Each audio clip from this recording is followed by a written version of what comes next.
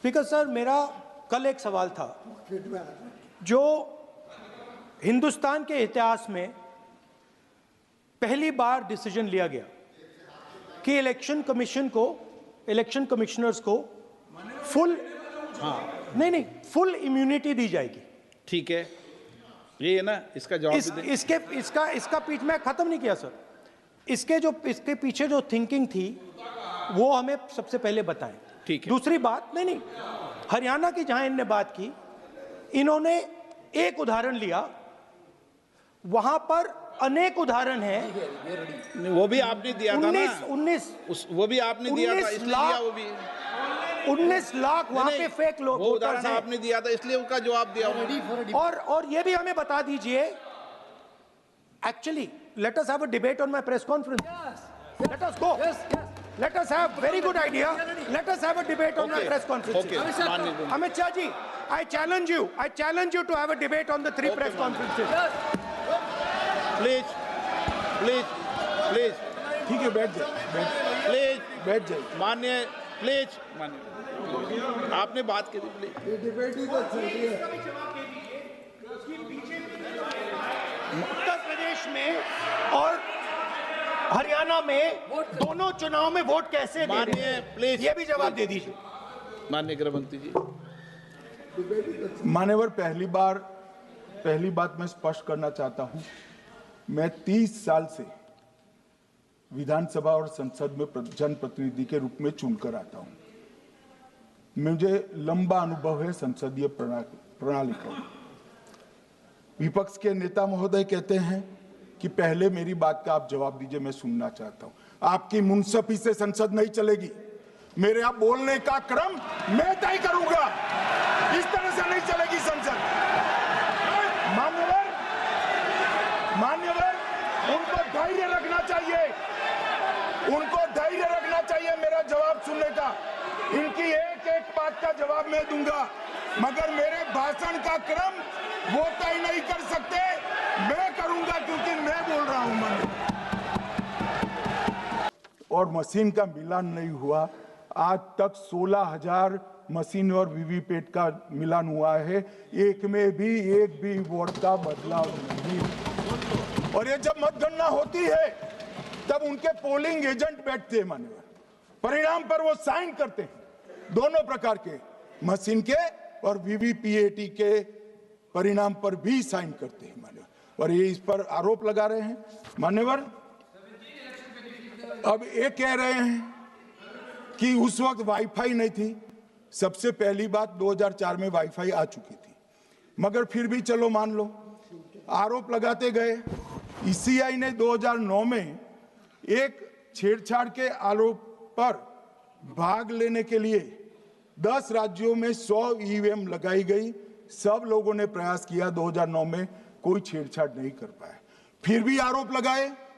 तो 2017 में election commission ने जून 2017 में 3 दिन तक ईवीएम इलेक्शन कमीशन की ऑफिस में रखे कि कोई भी पार्टी आकर, कोई भी टेक्नोक्रेट आकर, कोई भी साइंटिस्ट आकर ईवीएम को हैक कर बता दे। ये तो गए ही नहीं, ये नहीं गए मान्यवर। ये सिर्फ प्रेस में आरोप करते, ना अदालत में जाते हैं, ना चुनाव आयोग के पर जाते मान्यवर, मगर एक्सपर्ट भी नहीं गए। आप कोई एक्सपर्ट भेज देते भैया, एक्सपर्ट भी नहीं भेजा। और मान्यवर 2017 में फिर चुनाव आयोग इस निर्णय पर पहुंचा कि आने वाले सब चुनाव ईवीएम से होते हैं। अब चुनाव आयोग ने तो निर्णय कर दिया, मगर मैं भी साहब थोड़ा ज्यादा सोचता हूं। तो मैंने सोचा, ये चुनाव आयोग कहता है कुछ नहीं हो रहा है, तो ये लोग आरोप क्यों लगा रहे हैं?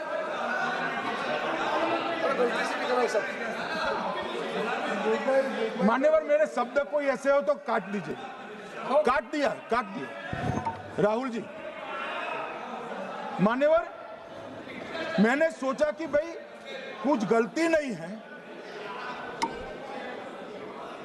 मान्यवर कोई गलती नहीं है, तो ये लोग विरोध क्यों कर रहे हैं? फिर मुझे याद आया कि मान्यवर जब इनके जमाने में चुनाव होते थे, बिहार और यूपी में सरकारें बनाती होती थी, पूरे के पूरे वोट के बक्से हाईजेक कर लिए जाते थे। ईवीएम आने से ये बंद हो गया, ईवीएम आने से बंद हो गया, और मान्यवर चुनाव की चोरी बंद हुई है, इसलिए पेट में दर्द हो रहा है।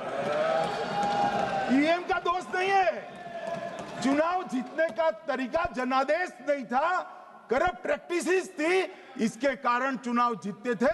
अब आज ये पूरे एक्सपोज हो चुके हैं। जब जनादेश पर चुनाव होता है तो आप जीत सकते हो, जीतो, स्वागत है उसका, मगर जब हारते हो तो अन्य कारण बताना, जैसे पहले मैंने कहा, ऐसा बताना ये ठीक नहीं है।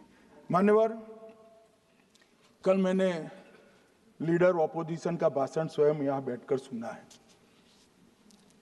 पूरा भाषण उनका धागों में उलझ गया, थ्रेड्स में उलझ गया। मान्यवर, ये कहते हैं पीएम का शेड्यूल देखकर चुनाव आयोग चुनाव तय करता है।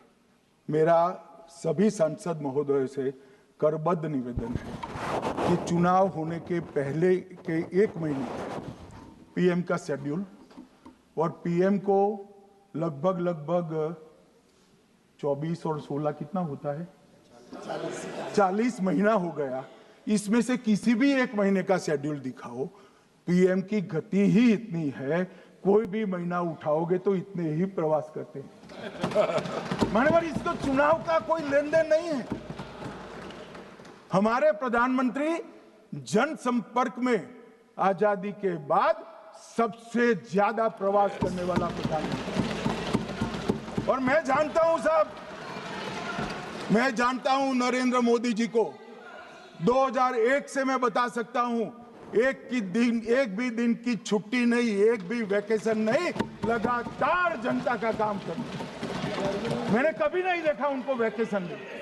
कई बार इनका अनुकरण करने का प्रयास करते हैं तो बीपी बढ़ जाता है।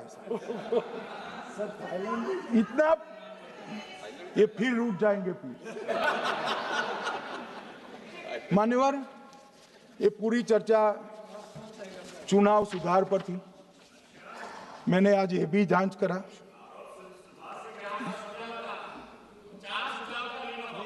सुनो ना, जरा धैर्य रखो भाई। मान्यवर, मैंने आज सुबह चुनाव आयोग के वहां जांच कराई। जांच मतलब कोई गोपनीय चीज नहीं पूछी है, आप इसका इशू मत बने। मैंने ये पूछा कि चुनाव सुधार के लिए मई 2014 के बाद कौन सी पार्टी से कितने आवेदन आपको मिले, क्योंकि चुनाव सुधार जो करना है इसकी प्रक्रिया क्या है। चुनाव सुधार सभी राजनीतिक दलों के साथ चर्चा कर चुनाव आयोग भारत सरकार के विधि मंत्रालय को भेजता है, और विधि मंत्रालय इसका कानून बनाकर संसद के सामने रखता है। ये प्रक्रिया है। तो मैंने सोचा कि इतना बड़ा हो हल्ला हुआ तो ढेर सारे चुनाव सुधार कांग्रेस पार्टी ने दिए होंगे, तो मैं जरा उसका पूछा कर दूं, लगे हाथ तो इसकी भी बात कर लूं, इसमें गोपनीय क्या है। तो मैंने पूछा तो साहब मुझे एक रहस्य मालूम पड़ा कि आज तक मई 2014 से चुनाव आयोग को एक भी चुनाव सुधार का सुझाव कांग्रेस पार्टी से नहीं मिला। मान्यवर,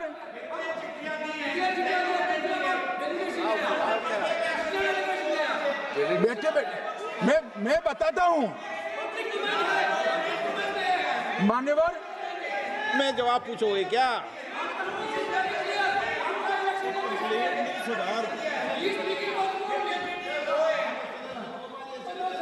आप भी बोले, हर बोलने पर एक एक बार उठेंगे क्या? हर चीज का जवाब पूछेंगे क्या आप? नो, ये तरीका ठीक नहीं है। नो, ये तरीका ठीक नहीं है।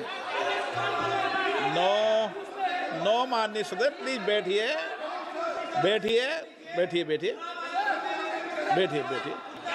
बैठिए। अच्छी परंपरा रखें। ओके।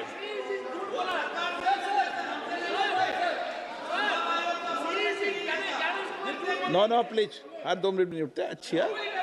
नो ऐसी नो, प्लीज बैठिए आप, प्लीज बैठिए, प्लीज बैठिए, प्लीज बैठिए, सुनिए, प्लीज प्लीज बैठिए। माननीय सदस्यगण, ये कभी परंपरा नहीं रही कि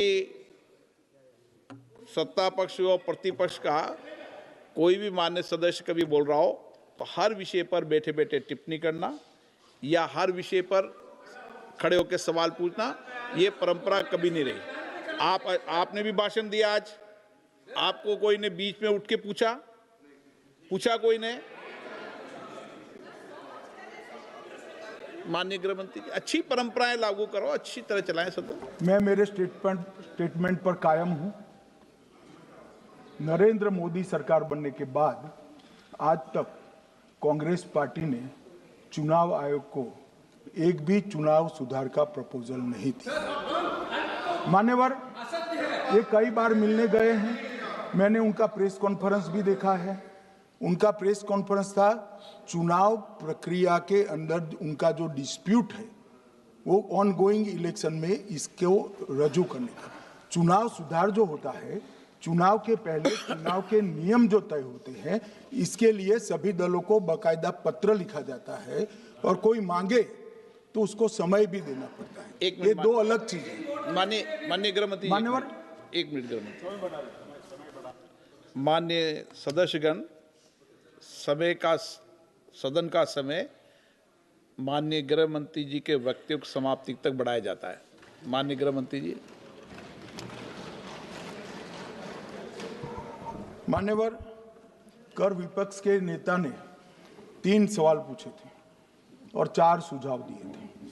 पहला सवाल था मुख्य न्यायाधीश को चुनाव आयोग चयन समिति से बाहर क्यों निकाला गया, पहला सवाल था। दूसरा सवाल था दिसंबर 2003 में कानून बदलकर चुनाव आयोग को पूर्ण प्रतिरक्षा क्यों दी गई। और तीसरा शार्प क्वेश्चन था सीसीटीवी फुटेज 45 दिन में नष्ट करने का कानून क्यों लाए। कानून नहीं लाए हैं, सर्कुलर चुनाव आयोग ने इश्यू किया है, मगर ठीक है, हार्द में समझ रहा हूं ये क्यों कर रहे हैं। ये 3 इसके जवाब थे। मान्यवर, मैं इसमें से सबसे पहले सवाल का जवाब देना चाहता हूं। मान्यवर, मुझे पूरा सुनकर जरा आप आपत्ति लीजिएगा, क्योंकि मैं बताऊंगा तो पास से ही, मगर वर्तमान का भी जवाब दूंगा। मान्यवर, 73 वर्ष तक इस देश में चुनाव आयोग की नियुक्ति का कोई कानून ही नहीं था। माननीय सभी सदस्य ध्यान से मुझे सुने, 73 साल तक इस देश में चुनाव आयोग की नियुक्ति का कोई कानून नहीं था। नियुक्ति प्रधानमंत्री सीधी कर देते थे। और मान्यवर, मैं आज ये पूरे देश को बताना चाहता हूं कि टोटल अब तक जितने चुनाव आयुक्त हुए और जितने मुख्य चुनाव आयुक्त और चुनाव आयुक्त, ये सभी इसी प्रकार से हुए। अब 2003 के कानून पर मैं बाद में आता हूं। 1950 से 1989 चुनाव आयोग एक सदस्यीय था। प्रावधान क्या था? कोई कानून नहीं था। प्रधानमंत्री जी फाइल भेजते थे राष्ट्रपति जी को और राष्ट्रपति जी नोटिफिकेशन बहाल नहीं करते। तो भाई उस वक्त बरोबर चुनाव था, सबसे अच्छा था। नहीं, मैं ये नहीं पूछता नियुक्ति की प्रक्रिया। मान्यवर, पूरा उनका 55 साल प्रधानमंत्री जी ने ही चुनाव आयुक्त को नियुक्त किया, तब तक कोई सवाल नहीं था।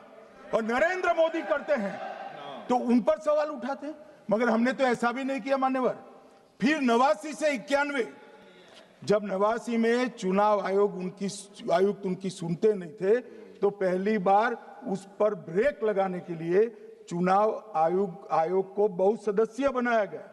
ये बिहार के चुनाव के कारण ही हुआ।